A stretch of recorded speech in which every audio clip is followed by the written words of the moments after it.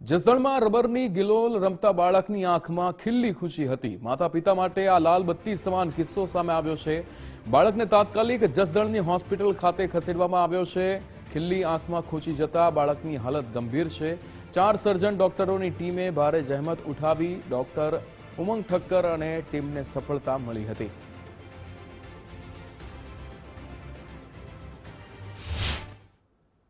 ગઈકાલે સાંજે 5 વાગે વીરનગરથી એક બાળકને અહીં લાવવામાં આવેલું હતું ઇમરજન્સી વિભાગમાં।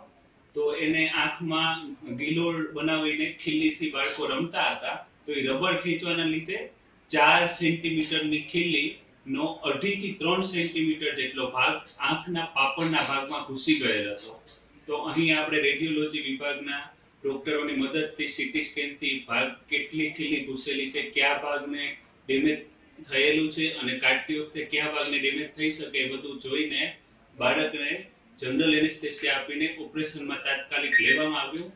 તો ઓપરેશનમાં કાનના ગળાના ડોક્ટર તથા ન્યુરોસર્જરી વિભાગના ડોક્ટર બી હાજર હતા અને ખિલ્લીને સીટી સ્કેનની અને આધુનિક માઇક્રોસ્કોપની મદદથી સેમ એંગલથી નીકાળવામાં આવ્યું અને આંખના સ્નાયુ, નસ, આંખનો ગોળો, પડદો બધું જ બચાવીને બાળકની 100% દ્રષ્ટિ બચાવી શકાય છે।